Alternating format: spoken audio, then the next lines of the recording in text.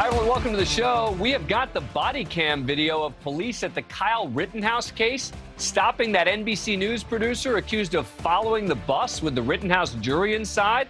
And they even call NBC headquarters during the incident. But first, imagine you're in a department store. You're knocking out your holiday shopping, trying to find that perfect sweater for a loved one. When all of a sudden you hear a loud crash, dozens of thieves are smashing windows, knocking down doors, grabbing everything in sight, attacking employees, even store security. Sounds terrorizing, right? Well, now someone is leading the charge to try to make it as serious as it is. Last month, around 80 looters, some wearing ski masks and wielding crowbars, ransacked a Nordstrom near San Francisco, assaulting employees and ripping bags of merchandise before fleeing in several vehicles waiting for them. The CEO of California's Retailers Association, Rachel Michelin, said this. I wouldn't even characterize that as organized crime. That was domestic terrorism. Now, if you want to call these criminals domestic terrorists, then California, sadly, has many of them across the state. Just look at the last few weeks.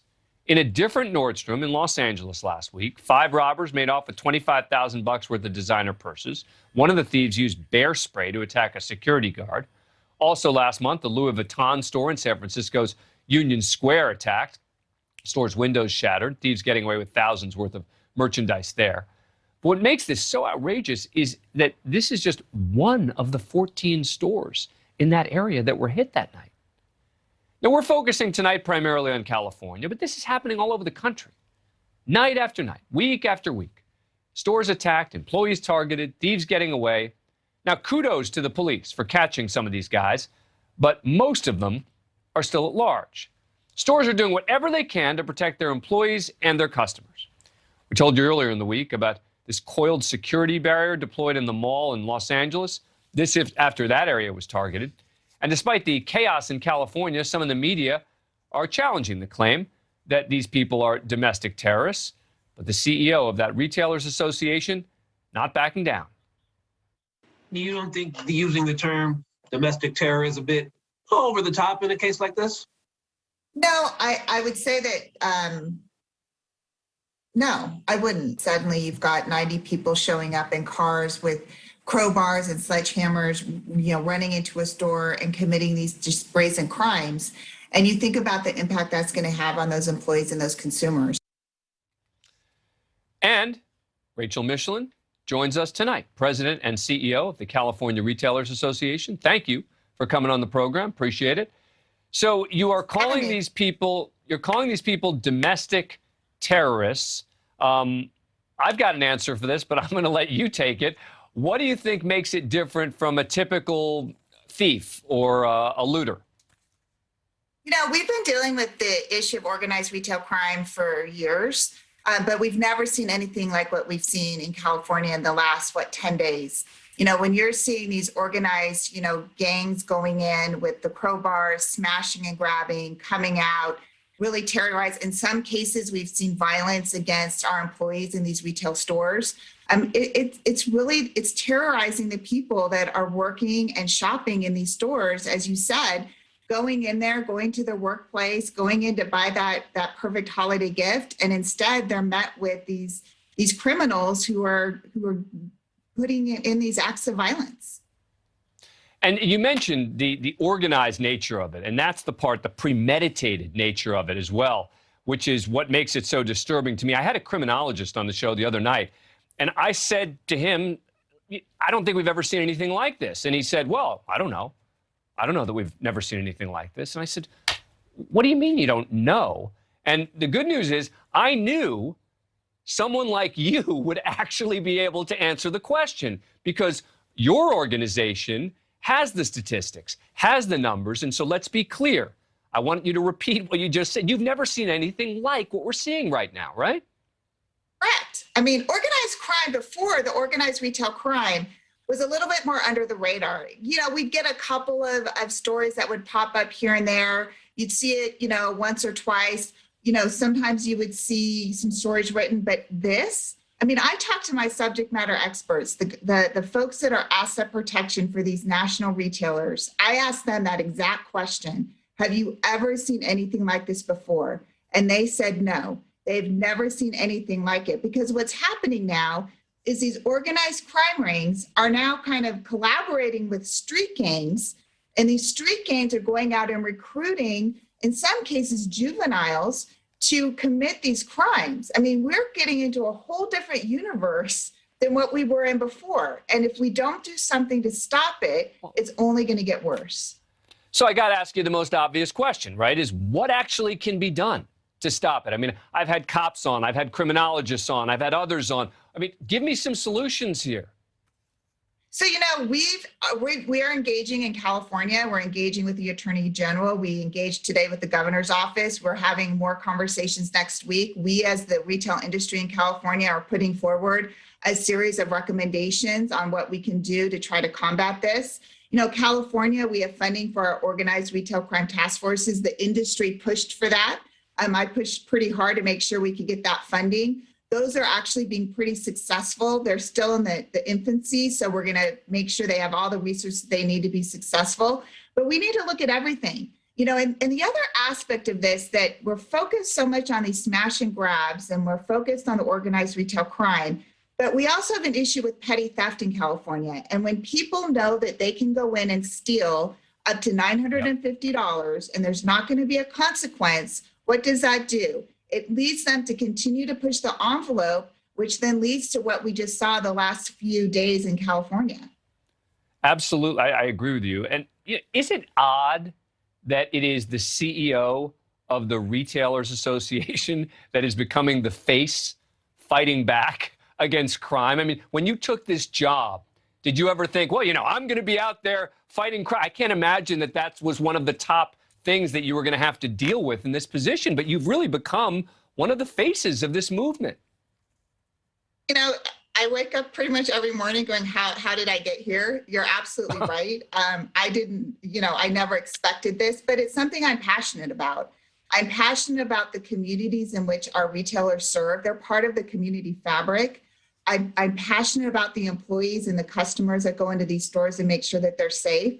But I'm also, at the same token, I'm passionate about some of these folks that are being victimized by these organized crime rings. And I want to make sure that they're given the resources, the diversion programs, and the opportunities to get out of that lifestyle.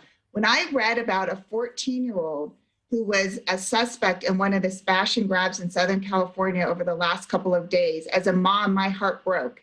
We have to do better. We have to help these vulnerable populations and not let these organized crime rings win.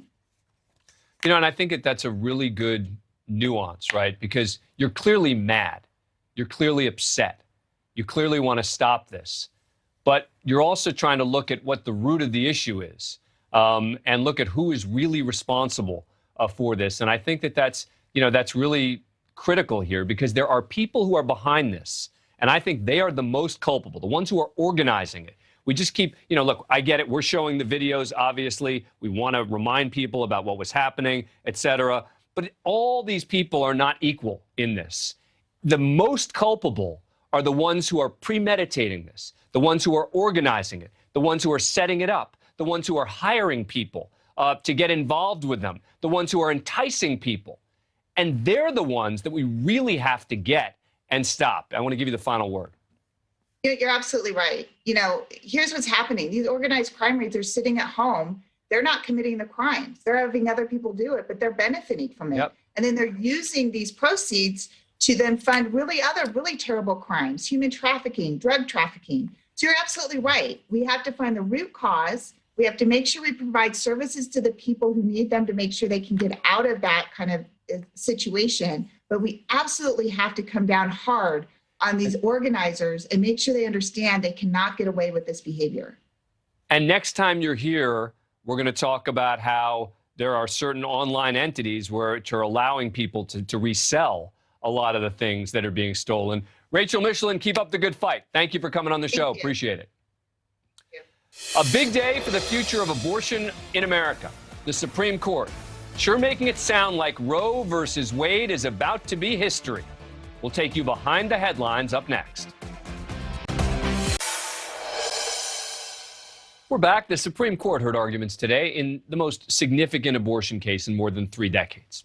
Dobbs versus Jackson Women's Health questions whether Mississippi's near total ban on abortion after 15 weeks of pregnancy is constitutional. The law, clearly designed as a direct challenge to the 1973 Roe v. Wade ruling, was passed in 2018, never implemented after it was struck down by a federal court and upheld by an appellate court. The lower court decision was, citing 50 years of precedent that an abortion prior to viability at roughly 24 weeks is constitutionally protected. But with a new, more conservative Supreme Court, Mississippi has shifted from just asking the court to uphold the law to asking the court to overturn Roe v. Wade. Lawyers from Mississippi have argued that the Roe decision and the later ruling in the 1992 Planned Parenthood versus Casey case, where the court ruled the states can't impose an undue burden on the ability of women to seek an abortion, overstepped the court's constitutional authority, and that the states should be allowed to set their own abortion laws. A sentiment Justice Brett Kavanaugh seemed to agree with today. Because the Constitution is neutral, that this court should be scrupulously neutral on the question of abortion, neither pro-choice nor pro-life. But because they say the Constitution doesn't give us the authority, we should leave it to the states and we should be scrupulously neutral. Now, remember, in his confirmation hearing, Justice Kavanaugh said that he viewed Roe as binding precedent. Roe v. Wade is an important precedent of the Supreme Court. It's been reaffirmed many times. It was reaffirmed in Planned Parenthood versus Casey in 1992 when the court specifically considered whether to reaffirm it or whether to overturn it. In that case, in great detail, the three-justice opinion of Justice Kennedy, Justice Souter, and Justice O'Connor went through all the factors, the stare decisis factors, analyzed those, and decided to reaffirm Roe. That makes Casey precedent on precedent. It's been relied on. Casey itself has been cited as authority in subsequent cases such as Glucksberg and other cases. So that precedent on precedent is quite important as you think about stare decisis in this context. Stare decisis just means relying on previous decisions and how important that can be. You don't want to just overturn previous decisions. Now, meanwhile, the more liberal justices of the court took serious issue with the idea of overturning what they view as settled precedent set in Roe and Casey, labeling any action to change the status quo on abortion as inherently political.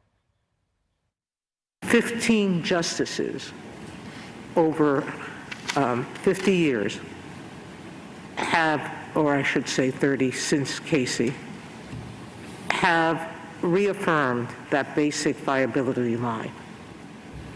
4 have said no, 2 of them members of this court, but 15 justices have said yes, of varying political backgrounds. Now, the sponsors of this bill, the House bill in Mississippi, said we're doing it because we have new justices. The newest ban that Mississippi has put in place, the 6-week ban, the Senate sponsor said we're doing it because we have new justices on the Supreme Court. Will this institution survive the stench that this creates in the public perception that the Constitution and its reading are just political acts? I don't see how it is possible. Now, obviously, she meant that as a rhetorical question. Justice Kavanaugh provided a lengthy list of cases where bad decisions were reversed, but abortion advocates respond that many of those cases were about expanding rights, not taking rights away. Now, many expected that this decision and the abortion case heard last month could lead to a weakening of Roe, but my next guest, who is one of the nation's leading experts on the topic, believes after listening to the arguments that the court may very well just overturn Roe versus Wade altogether. Joining us now is Rachel Rebichet, the interim dean of Temple University's Beasley School of Law. She's a leading scholar in reproductive health. Thank you so much for joining us. Appreciate it. All right, so tell me, what was it that you heard today that made you shift from thinking, well, they're just going to probably weaken Roe, to I think that based on what I heard, they're going to overturn it?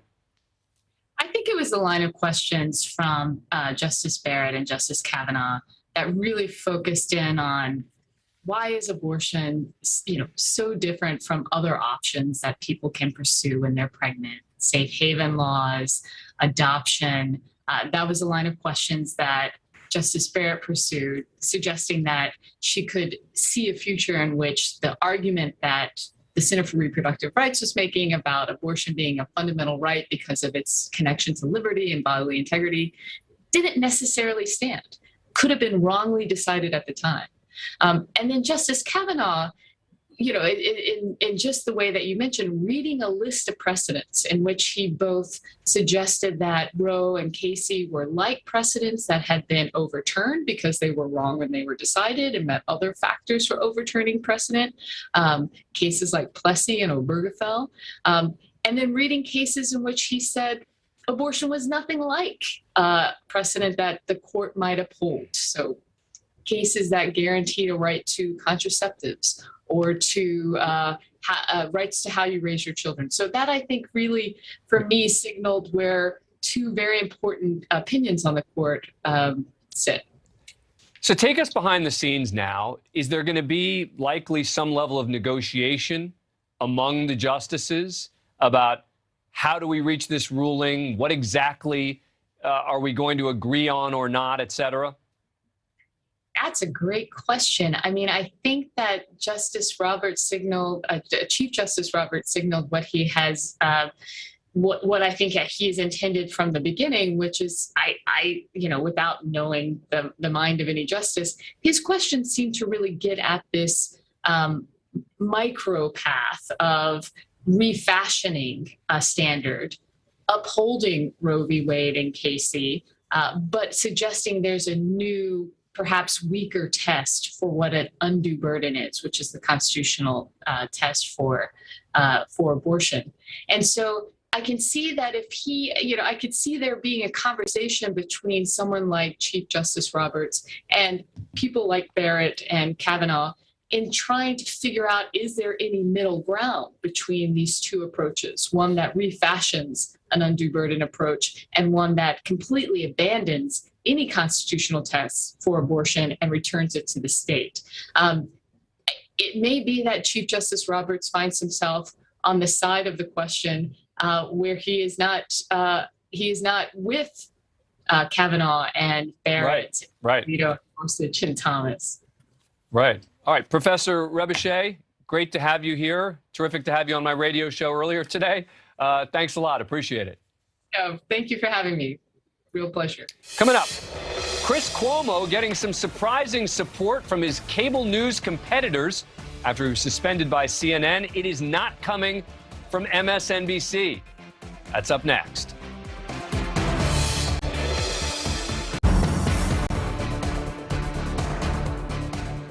Time for our Mediaite Moments, where we check in on the day's bias, buzz, and bull in the world of cable news and beyond. Yesterday, CNN suspended host Chris Cuomo indefinitely after new details emerged about his role in actively working with his brother, former Governor Andrew Cuomo, in responding to sexual harassment allegations against the governor. Now, because cable news wars are ugly, CNN's putting their top-rated anchor on holiday got some predictable reaction. An article with a headline that said, Chris Cuomo getting caught for doing something that any other journalist would be fired for. Well, CNN finally sidelined its 9 p.m. host, well, temporarily. And it's not for his abysmal ratings. But he should have been more than suspended. He should have been outright fired. And quite frankly, that should have happened months ago because he served as a political hitman. Oh, please. That's the uninteresting and totally predictable reaction. But Fox News host Tucker Carlson went another route. First, he did the typical insults. How, we wondered, did a man who could barely speak English wind up with a paying job on television? Was it some kind of weird affirmative action program for the illiterate? I mean, come on. But then Tucker defended Cuomo, well, in a backhanded sort of way. Helping his brother is not the worst thing Chris Cuomo ever did.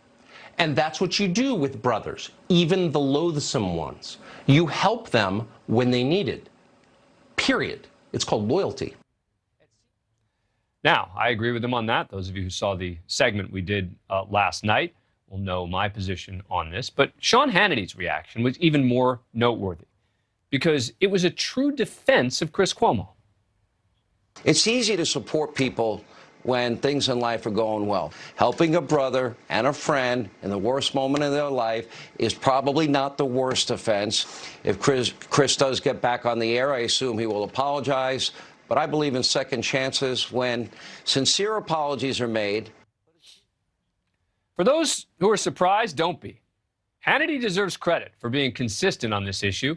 When Bill Maher was in hot water over comments he made about Muslims, Sean Hannity said this. I don't like Bill Maher as a person, but I think Bill Maher is good for America. Let me tell you why. Because he says all these outrageous things. He's almost become an iconoclast because he's willing to speak the truth when so many others in the media are scared to death. Hannity's support even may have helped MSNBC's Joy Reid save her job. When Joy Reid was in trouble, I was called by an NBC executive, said, your public comments played a big role in us being able to keep her, meaning her job. She wrote me a nice note. It is a rare thing to be surprised by the grace of a cable news host these days. But not only is Hannity taking the high road in support of a competitor's livelihood, he is also displaying incredibly consistent principles, at least on this, which is an even rarer thing these days. That's our wrap of the day's Media Bias Buzz and the Bull. Coming up, just when you thought it was safe, the U.S. government is on the verge of another shutdown. The clock is ticking. We talked to Congressman Don Bacon, Republican of Nebraska. I'll ask him what it's like to be a political moderate these days in an insanely divided Congress. Coming up. Stop me if you heard this before. The U.S. government's on the verge of a shutdown. Yes, we're back at the crossroads that it seems like we reach every few months where Congress is at an impasse just hours away from a deadline to fund the government. This time, it is a small group of Republicans who are threatening to vote down a resolution that would fund the government temporarily until a longer-term bill can be agreed upon. 11 GOP senators, including Ted Cruz and Roger Marshall of Kansas, say they won't vote for the measure unless it blocks funding of President Biden's yet-to-be-enacted vaccine mandate for private businesses. Here's what Marshall had to say about that earlier today. So if that's in there, this thing doesn't happen, right? That's right. If he funds OSHA to enforce this unconstitutional mandate, I don't see this legislation going anywhere. Now, the clock is ticking. Just over 48 hours remain until another dire ramifications. The jobs of more than 1 million federal workers put at risk, includes more than half the CDC. Remember that as of right now, the vaccine mandate is on hold. Parafederal judges issued injunctions blocking the new regulations this week. I have talked on this show about the problems legally with some of the mandates. Yet once again, we have a case where extremists of one side or another are trying to push their agenda through at the expense of everyone else. Our next guest is one of a dwindling number of members of Congress who is fighting against the extremism prevalent on both sides of the aisle. He was recently one of the 13 Republican House members who voted for the bipartisan infrastructure package, a move which drew the ire of many in the party, including former President Donald Trump. We're joined now by Congressman Don Bacon, representing the 2nd District of Nebraska. Congressman, thank you so much for coming on the show. Appreciate it. All right. Should we be worried here? Good evening. 48 hours to go. Are cooler heads going to prevail here? I hope it does. It's never good to shut down the government. It's never worked well in the past for Republicans when this happens. And you said it right. The Supreme Court, the Supreme Court has already put this on hold. So it would not be wise to shut down the government for something that the courts already have put on hold. And so I don't, if we do have a shutdown, I believe it will be very temporary, but I hope it does not happen. All right, that is very good to hear. Now, you were one of 13 Republicans in the House to vote for the infrastructure bill. Did you anticipate the level of blowback you would get from some of your colleagues who tried to get you ousted from your committee assignments, et cetera? It was a small group, a small minority of our party that did that. But, you know, I would say, yes, I had more pushback than I expected, but I also had more support than I expected. So it was really both ways. But we have to remember there's a small group in our party. It's our own squad, if you will. And they're loud, but they don't reflect the majority of the conference. But even back home, I had some pushback with phone calls and social media. But I did over 100 events in 3 weeks. And almost everywhere I went, 3-1 or 4-1 were in support of the hard infrastructure bill. A couple of weeks ago, in explaining your vote against President Biden's Build Back Better spending bill, which you deemed to be too liberal, you said, we need to govern from the middle of the road, centrist policies, and have a steady leadership. But I do wonder, and I heard what you just said, but is it possible to hold that position in today's GOP? I'd be asking a similar question if you were a Democrat. After all, many of those seemingly willing to compromise are now saying, I'm not even going to run for re-election. Well, it is becoming more challenging. We're pulled apart by the extremes in both parties. And I consider myself a conservative, but I want to find areas of consensus. And James Madison designed our government to find consensus. He designed a government that was incremental in how it was going to change directions. With a bicameral, a House and a Senate, and 3 branches of government, he built something that required people to get together and find areas of agreement. And if we want to move our country forward, we have to do that. And I would say that China today, they're moving forward. They don't have gridlock. They're not in neutral. America cannot afford to be in neutral and having gridlock. But if we want to remain the superpower in the world and have our values dominate, then we're going to have to find areas of consensus and move forward. We have to do it with infrastructure. We're going to have to do it with immigration, healthcare, and a whole host of issues.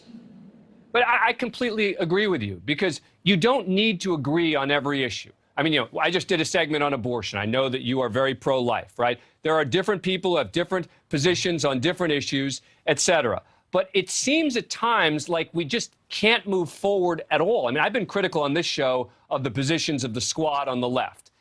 2 of your colleagues in particular, Marjorie Taylor Greene and Lauren Boebert, lately have been getting a lot of attention. I mean, they seem pretty loony. How do you deal with that in the party? Some folks are more interested in clicks on social media or being a celebrity, but we're here to govern.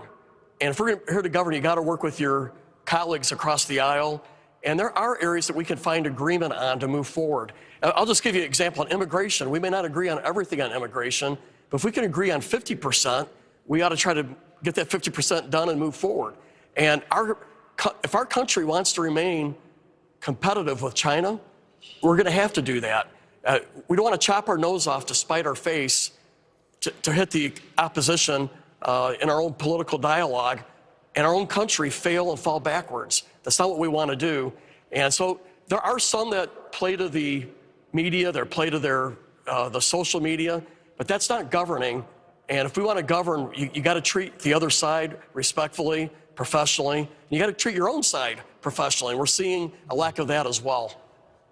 No, I get it, and I appreciate you saying this. Well, the reason I specifically asked for you on this program is because of that attitude, that position that you have taken so publicly. And I just get so worried that people like you are just going to get drowned out, and that the extremes are going to say, no, compromise in and of itself is a problem. And I hear that from some on the right in your party who seem to be saying any compromise could be viewed as a win for the other side, and therefore we can't do it, we shouldn't do it. I mean, this is lunacy. It is. I was advised by some you can't vote for the infrastructure bill because it's going to give, quote, Joe Biden a victory. But that was the wrong way to look at it. Our country hasn't done infrastructure investments for 40 years. We've been falling behind. We need a good infrastructure for national security. We need it for commerce, our exports, public safety. And if we want to, and infrastructure equates to GDP better for dollar than dollar. You get a better return for investment in infrastructure. So we want to do something that make the country stronger. And it shouldn't be all about partisan politics. I'm sold. Congressman Don Bacon, thank you for coming on the show. Really appreciate it. Thank you, sir. Coming up, the defense pokes holes in one of Jeffrey Epstein and Ghislaine Maxwell's accusers' accounts as she takes a stand for a second day. But is it working? We'll take you behind the headlines with Vicky Ward, who's been following this story for years and has been inside the courtroom. Up next. Welcome back. More disturbing testimony in the Ghislaine Maxwell trial today. Maxwell is charged with recruiting and transporting girls for Jeffrey Epstein to sexually abuse between 1994 and 2004. The first of 4 alleged Epstein victims expected to testify back on the witness stand. Using the pseudonym Jane, she faced a fierce cross-examination today from the defense. This one day after she went into detail about the abuse she says she suffered at the hands of Ghislaine Maxwell and Jeffrey Epstein, starting she was just 14. Her testimony yesterday implicated Maxwell not only for grooming her, but also participating in the abuse. Today, the defense went after Jane, attacking her memory as well as her credibility. They took her on about why she didn't mention Maxwell's role in the years after the incident, including the first time she now says she met both Maxwell and Epstein together. Quote, "You told your brother Brian you'd been approached by Epstein. Told your brother nothing about Maxwell being there? I don't recall." And then they challenged her on her testimony yesterday about Maxwell's alleged role in the sex acts. Quote, "It is true that you do not recall Ghislaine Maxwell ever touching you." That's not true, she said. You spoke to the government in December 2019 with your lawyers there, and you told them at that time that you were not sure whether Maxwell ever touched you during these encounters. I don't recall.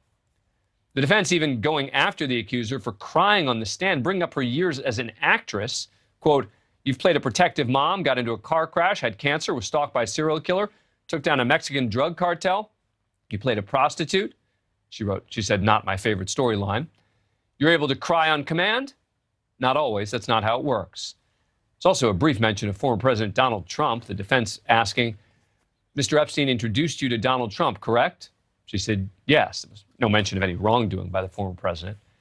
Then the prosecution got to the question of the witness again. They first asked about those meetings with the government in 2019 and why she couldn't recall more. Quote, "Because I was standing in a room full of strangers and telling them the most shameful, deepest secrets that I've been carrying around with me my whole life." Then they talked about the money she received as part of a settlement, the defense suggesting that there could be a financial motive for her. Quote, "Would you give that money back if it meant that you weren't abused as a kid? I wish I would have never received that money in the first place because of what happened." Joining us now is someone who may know more about this story and case than anyone in America. Vicky Ward, New York Times bestselling author, and the host of the podcast Chasing Ghislaine. She has been inside the courtroom. Vicky, good to see you. So what did you make of the cross-examination of Jane today? I thought it was incredibly effective, Dan. In fact, the people around me were all actually questioning each other afterwards as to why the government hadn't prepared Jane better. After all, what Laura Menninger, the defense attorney, was doing was raising inconsistencies between what Jane had told the FBI and the government in the past 2 or 3 years with what she had said on the stand. The government has been in possession of those notes for months and months and months. You know, they must have known that the defense was going to poke holes at every single inconsistency. Why didn't they do a better job? Yeah. And so is this potentially telling us that there's more to come of this? Meaning when the other accusers take the witness stand, with some of them, there's a long history there. And I think that there's a good sense of the sort of attacks that are coming. Are some people inside the courtroom suggesting that this is the beginning of the case falling apart? I think that, look, if you're the defense, you're going to open with your strongest argument. If you're the prosecution, you'd think you would open with the best you've got. And so far, frankly, the government's performance, the witnesses they've called have been bewildering.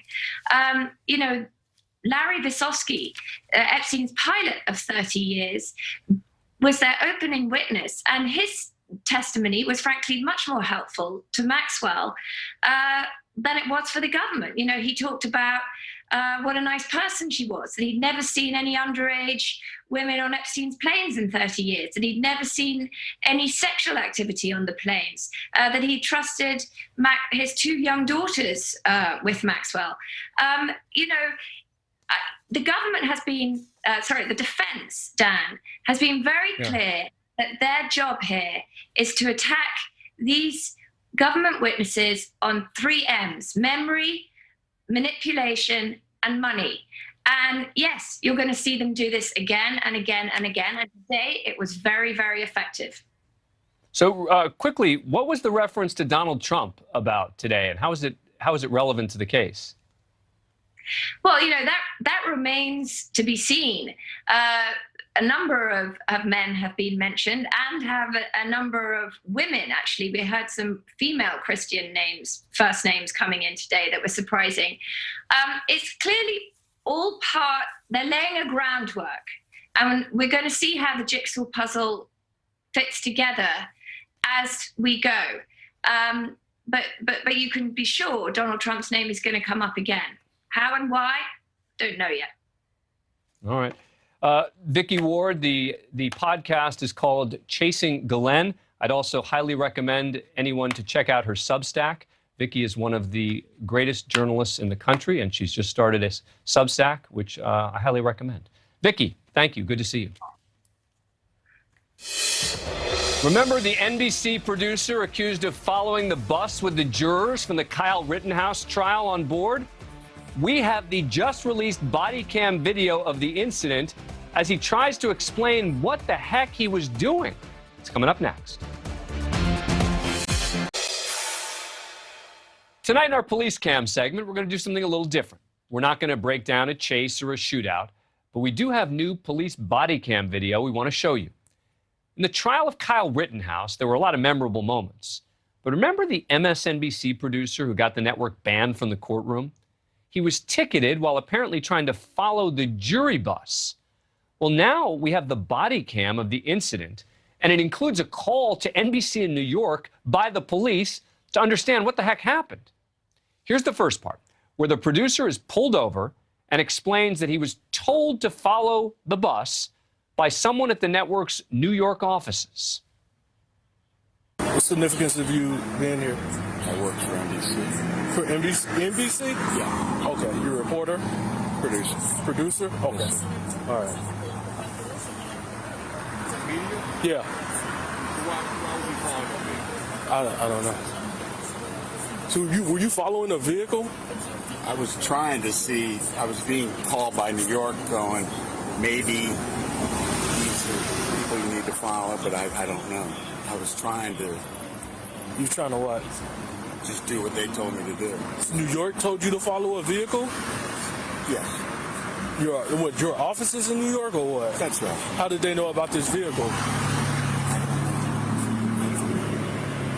I mean, it was discreet. I wasn't like, going to talk to anybody or anything. Just trying to find a location.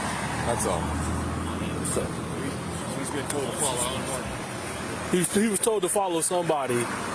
He's told to follow this vehicle from his offices in New York. What office? It's the NBC office in New York. Mm-hmm. Do you have the person who called you and told you to do this? Yeah. You want to give me his information real quick? You want me to call? Sure.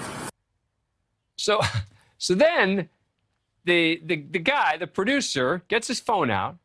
He calls New York and calls the producer who he reports to, and that producer then gets on the phone with the Kenosha police. Hi, officer. My name is Irene. I'm a booking producer with NBC News. We were just trying to respectfully, just trying to see if it's possible to find any leads about the case, and so we were just keeping our distance, just to see like where people involved in the trial are positioned. By no means were we trying to get in contact with any of the jury members or whoever's in the car. We just were trying to see like where key players in the trial may be at. You advised him to follow like any vehicle? Did you know which vehicle he was following? We just had our people positioned in different areas of the courthouse to see if anyone would be able to in different areas, and so we were just like following different.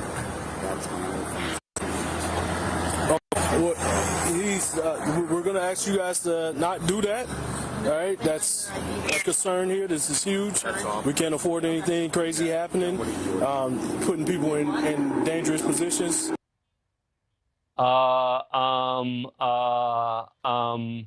Look, the way this stuff works is at a big trial like this, all the networks want to, quote, book, meaning they want to try to get the jurors onto their shows.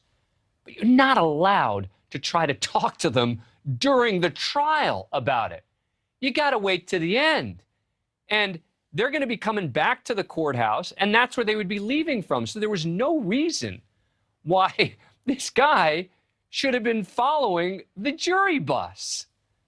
Lastly, I want to share this last part of the video. This is when the producer, he's in Wisconsin. He's got an odd answer when he's asked if he knows people in the area. Do you have any ties to this community, sir? I love this community. I've covered a lot of golf, Whistling Straits, not the Kenosha community itself. No, Negative. You do not have any ties here. He's from out of state. friends. Sounds good. Yeah. All right. I apologize. Irene, what's your position? Booking producer. I got to say, I kind of ended up feeling a little bit sorry for the guy who'd been instructed to do this. Talk about seeing how the media sausage is made. Rule number 1, you never, ever follow the jurors during a trial. Before we go, I've got a special announcement. We are having a live PD reunion here, live tomorrow night, right here on the show. For those of you who used to watch the show, Tom Morris Jr., Sean Sticks Larkin, many of your favorite officers who'd been on the show with me are all going to be here. We want your questions. Send them in through our website. The address is on your screen, or you can tweet at me directly at Dan Abrams. Can't wait to hear from the live PD Nation. Hit us up. Watch our live PD reunion tomorrow. I'm really excited to see all these people. A lot of them I haven't talked to in ages. Thursday night, 8 o'clock, right here on NewsNation. That does it for us tonight. NewsNation Prime starts right now. Thank you for watching. Click the red subscribe button below so you can get more of NewsNation's fact-driven, unbiased coverage.